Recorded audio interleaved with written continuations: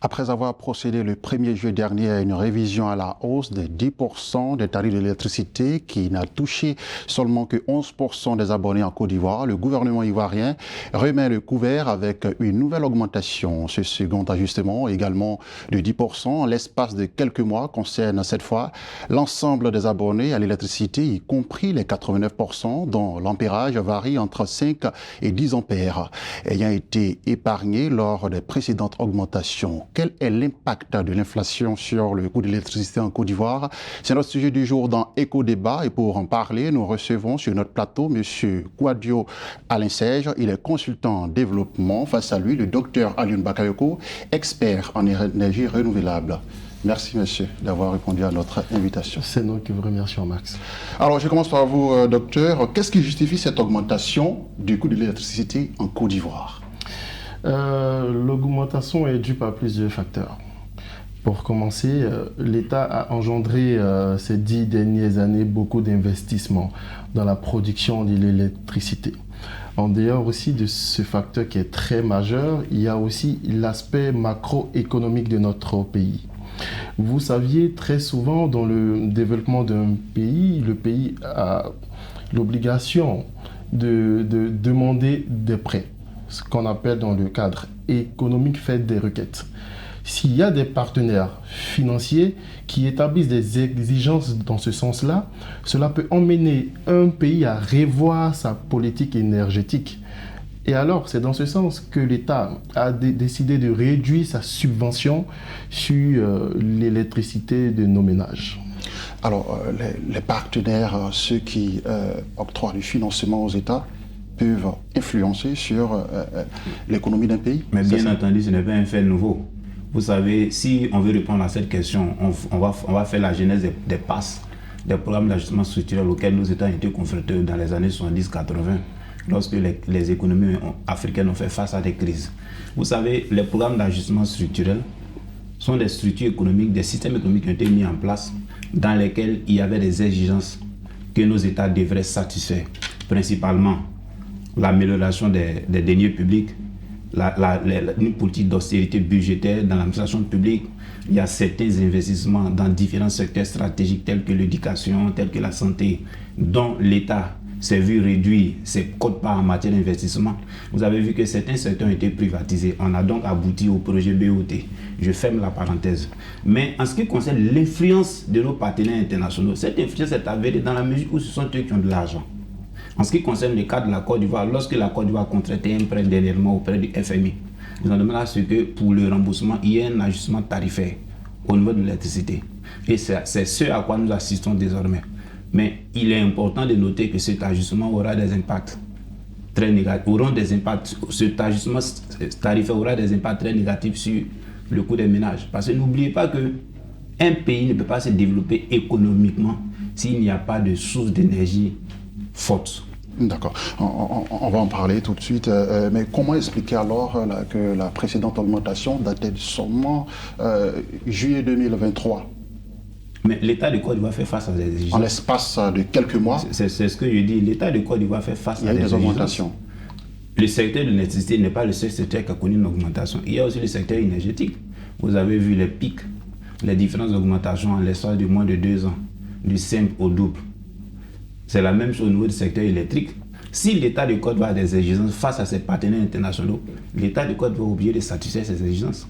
Mais malheureusement, c'est le peuple qui en pâtit. Comme je l'ai dit précédemment, vous ne pouvez pas bâtir un secteur économique sans une source d'énergie forte. Regardez, quand vous voulez mettre en place un système économique, vous tenez compte de 3 facteurs. Premièrement, il y a la source d'énergie, le marché de consommation et les matières premières.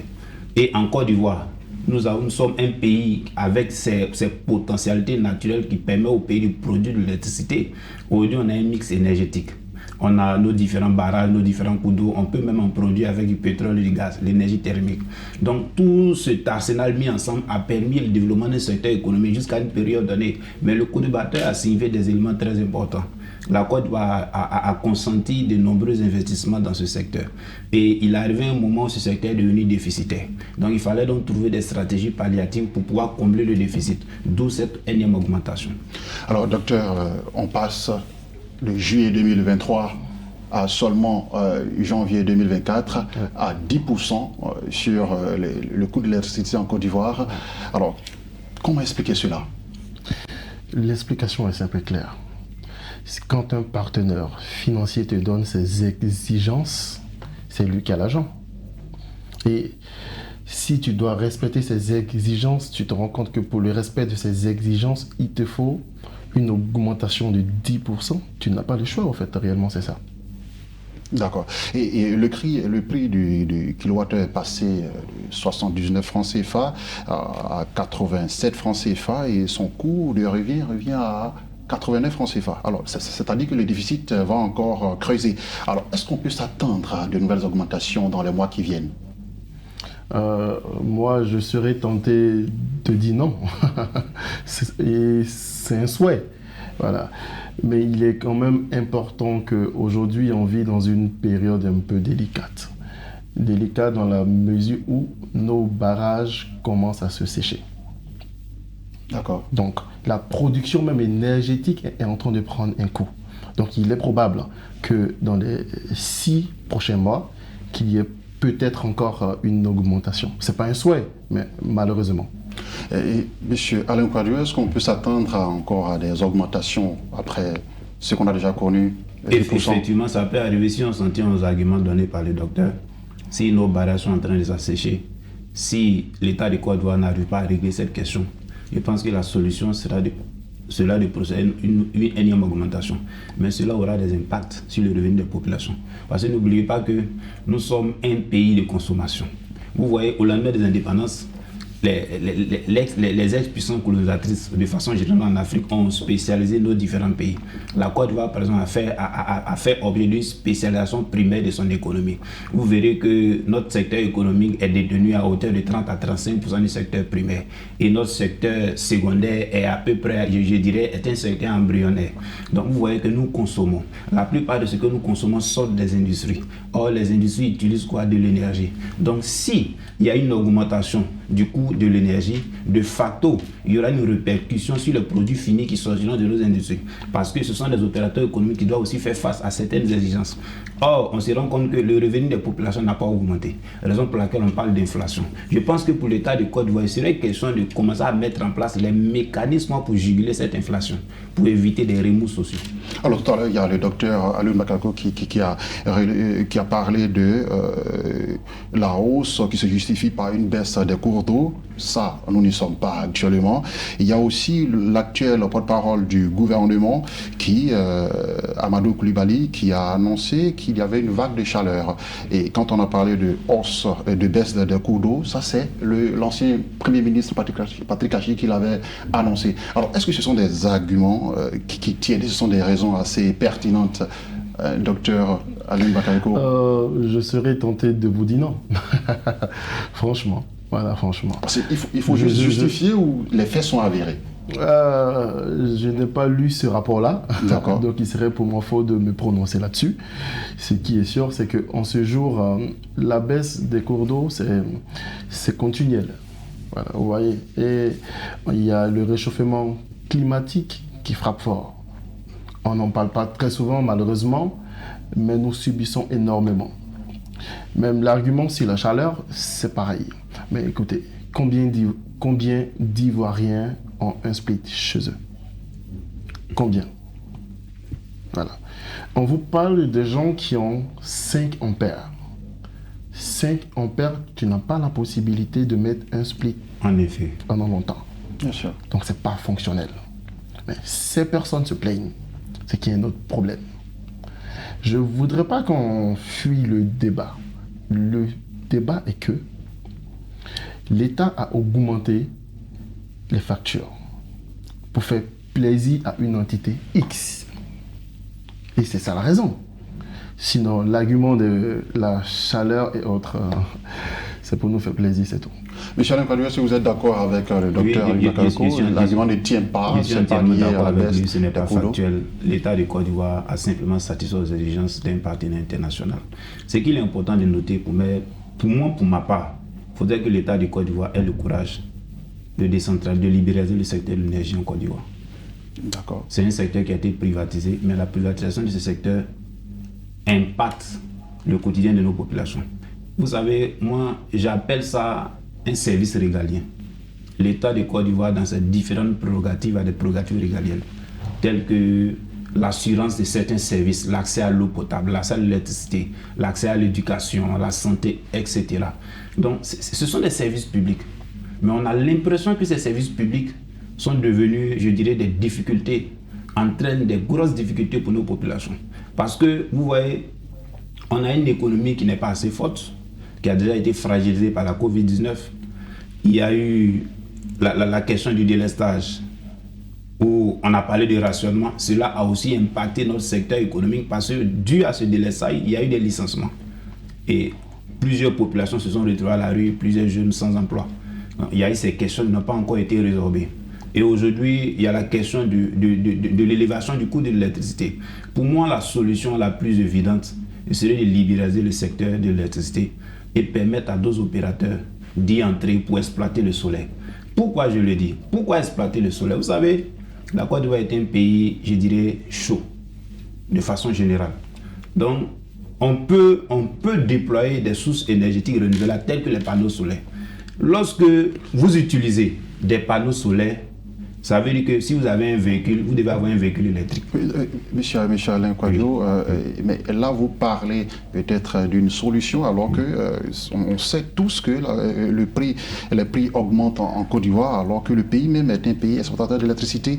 Et on sait que le pays, on sait que la Côte d'Ivoire a quand même exporte de l'électricité aux pays voisins tels que le Ghana, le Togo, le Bénin, le Burkina, le Mali ou encore le Libéria. Alors le paradoxe c'est comment est-ce qu'on arrive à exporter de l'électricité alors qu'on n'est pas soi-même autosuffisant? C'est un problème structurel, c'est un problème organisationnel. Vous voyez, l'État de Côte d'Ivoire a signé des engagements avec des partenaires internationaux tels que le Mali, le Burkina pour pouvoir exporter de l'électricité.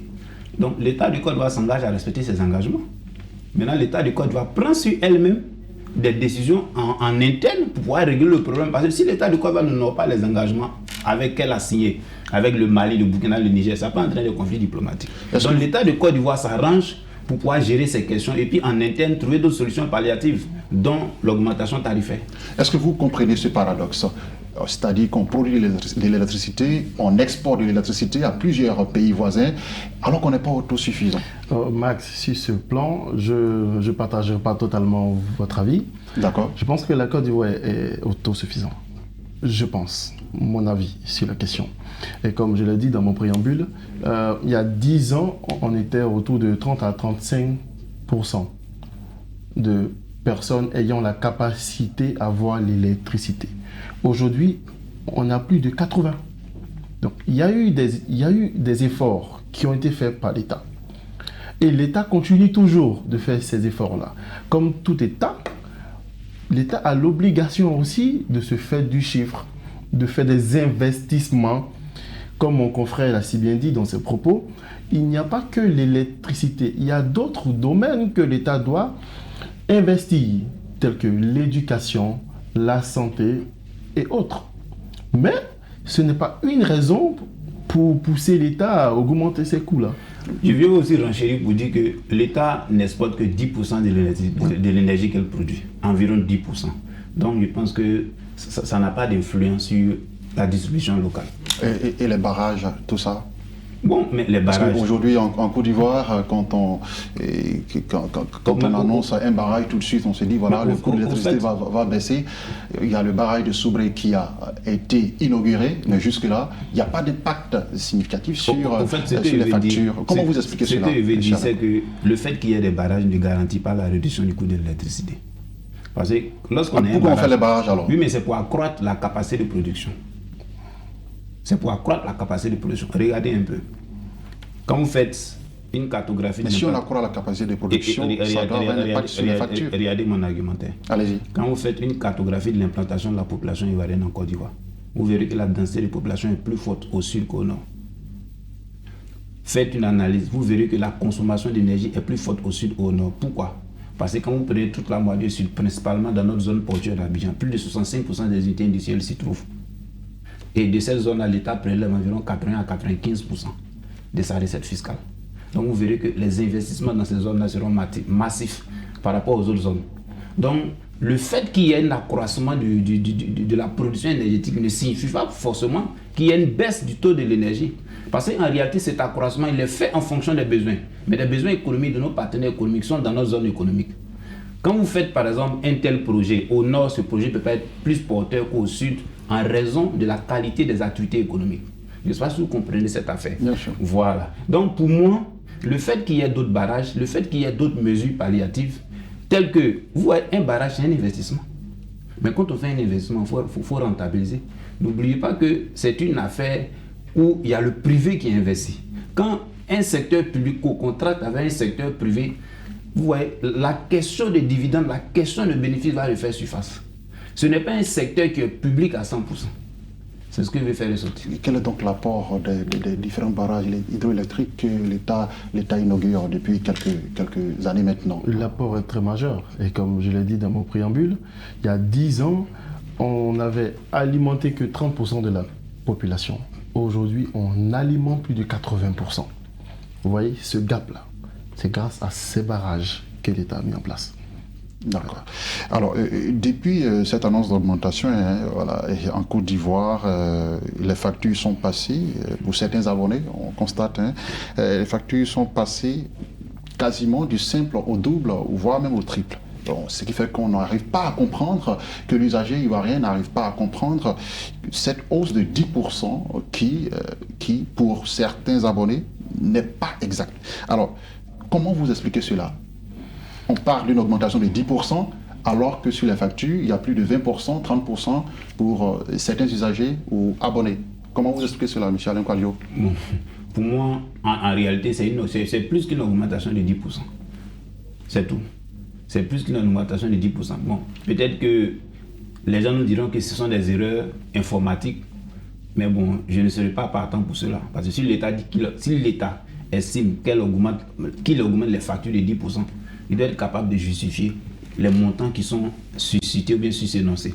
Maintenant, à partir du moment où ces montants vont au-delà des 10%, ça veut dire que ce n'est pas une augmentation de 10%, mais c'est une augmentation qui va au-delà de 10%. Mais le problème, c'est que la CEI a le monopole, au fait. Je ne connais pas une personne en Côte d'Ivoire qui a reçu une facture qui n'a pas payé avant d'aller au contentieux. Toutes ces factures-là seront payées. D'accord. En réalité, c'est ce que je l'ai dit.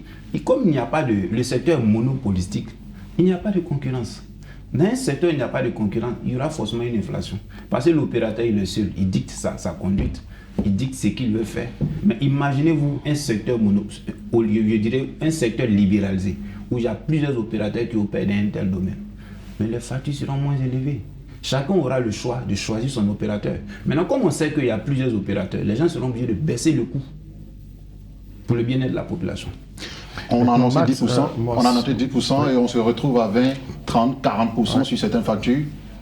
C'est normal? Comment vous expliquez cela? Non, c'est clair que ce n'est pas du tout normal. La première question qu'il faudrait d'abord se poser, c'est quelle est la politique énergétique de la Côte d'Ivoire? D'accord. C'est la première question. C'est de là que découle tout le reste. Tant qu'on n'a pas de politique énergétique, je vous rassure que chaque mois, on va se plaindre. D'accord. Parce que tout sera improvisé. En vérité, c'est le cas. Tout est improvisé. Voilà. Dans 6 mois ou dans 7 mois, on viendra encore nous dire qu'il y aura une augmentation de 2%. Pourtant, réellement, elle tournera autour de 5 à 6%. Les Ivoiriens n'ont pas la capacité de s'asseoir et de calculer. Mais ce qu'ils voient, c'est le coût de la facture. Et nous pensions que réellement, cette augmentation-là passe au-delà de 10%.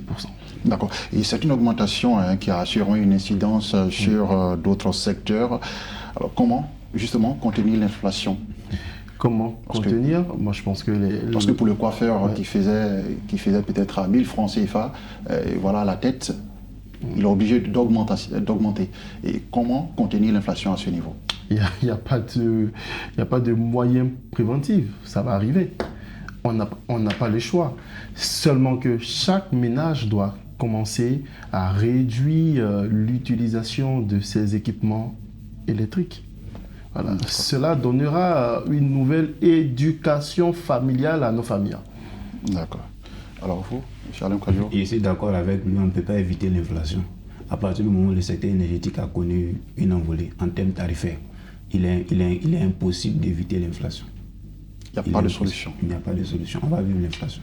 D'accord. Mais on vit l'inflation. On vit déjà l'inflation. Allez-y vous renseignez, allez-y sur le marché. Les produits ont connu une flambée. D'accord. Et il y a plus de 60% de l'électricité en Côte d'Ivoire qui est produite dans des centrales thermiques. Alors, comment les énergies renouvelables, vous en parliez il y a un instant, peuvent contribuer à stabiliser les prix? Vous qui êtes expert. C'est tellement simple, parce que vous saviez, pour rappel, l'ONU a mis en place les 17 objectifs du développement durable depuis 2015. Et la Côte d'Ivoire est signataire. Donc, depuis plus de 8 ans, on devrait commencer à mettre en place réellement ces énergies à source renouvelable. La première chose, c'est pour cela que je suis revenu sur un sujet dont je pense qu'il est très majeur. Quelle est la politique énergétique que nous avons? Cela nous emmènera un tant soit peu à développer les énergies à source renouvelable. Il y en a plein. Dieu merci que depuis quelque temps, l'État a commencé des investissements au nord du pays, en commençant par la construction d'une centrale biomasse. Est-ce que ce sont des projets prometteurs? On en parle, mais sur le terrain, il n'y a pas de résultat. Est-ce que concrètement, ce genre de projet peut quelque part apporter une sorte de valeur ajoutée à ce secteur-là, qui aujourd'hui... Oui, ces projets vont apporter un plus à partir de 2, 3, 4 ou 5 ans, hein. C'est pas là. Mais un plus qui sera très minime, tant qu'on ne va pas libéraliser la commercialisation de l'électricité. On sera toujours confronté à ce problème. Je vais ajouter un élément. Au moins, le Maroc entre de plein pied dans cette problématique d'énergie renouvelable. On a remarqué que le Maroc a fait de ce secteur une priorité. Comment? D'abord, en créant des universités spécialement dédiées aux énergies renouvelables, en formant des étudiants et en s'investissant massivement dans ce secteur. Aujourd'hui, ça paye. Si la Côte d'Ivoire veut vraiment entrer dans cette dynamique d'énergie renouvelable, il va falloir qu'elle ait une politique énergétique bien définie, mieux structurée. Et laquelle politique permettra de créer des universités ou bien de créer des filières. Quelles sont les options dont elle dispose aujourd'hui en l'état actuel? Mais en l'état actuel, moi je pense qu'il faut être courageux, il faut aller à la libéralisation de ce secteur. Il faut libéraliser le secteur de l'électricité. Il faut permettre à plusieurs opérateurs de venir exploiter toutes les sources possibles qu'il faut pour produire de l'électricité.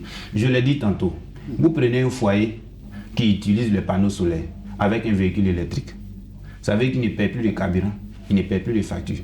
Imaginez un seul instant la poche budgétaire rattachée au carburant ou aux factures, ce que ça peut constituer en termes d'investissement, en termes de pouvoir d'achat. C'est à ça qu'on doit penser. Vous êtes d'accord avec lui? Je partage son avis sur ce sujet. Alors, je partage son avis sur ce sujet parce qu'il faudrait vraiment repenser le système énergétique de la Côte d'Ivoire sur tous les plans. D'accord. Vraiment sur tous les plans. Et pour vous rassurer, on a du potentiel local. Hein. Quand vous partez à Soubré, c'est nos ingénieurs ivoiriens qui sont là-bas. Donc on a la capacité. Alors justement, quelle politique pour inciter à l'usage de ces produits à énergie renouvelable? La première chose à faire, c'est de revoir le volet fiscal et énergétique. Encourager les partenaires à venir investir en Côte d'Ivoire dans ce sens-là. Vous voyez, on a la possibilité de commencer par l'énergie hybride. On maintient toujours l'énergie de la CIE, voilà, mais on a un chauffe-eau qui utilisera le soleil. On a, comment dirais-je, les ampoules. La climatisation qui va utiliser aussi le soleil. Et les ampoules vont supporter l'énergie de la CIE. D'accord. Ça fait un mix. Je suis d'accord avec lui, ça fait un mix énergétique. Ouais. Voilà, il va falloir que l'État, même si l'État n'a pas la capacité de libéraliser le secteur, il va falloir que l'État défiscalise le volet importation de, comme on appelle ça, de ces équipements, parce que ça coûte cher, l'importation de ces équipements. Si c'est défiscalisé, chaque ménage aura la possibilité d'avoir des panneaux solaires chez à la maison et opérer dans la dynamique d'un mix énergétique. Mais il est important de savoir que l'État de Côte d'Ivoire doit faire des sacrifices aussi. Parce que le secteur énergétique est un secteur, pour moi, c'est un secteur public qui relève des prérogatives régaliennes de l'État de Côte d'Ivoire. D'accord. La dernière question, on fait juste un tour de table. Et est-ce que le coût de l'électricité en Côte d'Ivoire peut est-ce qu'il peut être accessible dans les mois à venir? Mon avis sur la question, c'est non. Je suis d'accord avec lui. Quand on regarde l'environnement économique, on regarde la dynamique évolutive de nos prix, il sera difficile pour nos autorités étatiques de revoir ce coût. Merci encore. Je vous en prie. Je vous en prie. C'est tout pour aujourd'hui. Merci de nous avoir suivis. L'information continue bien évidemment sur Medi 1.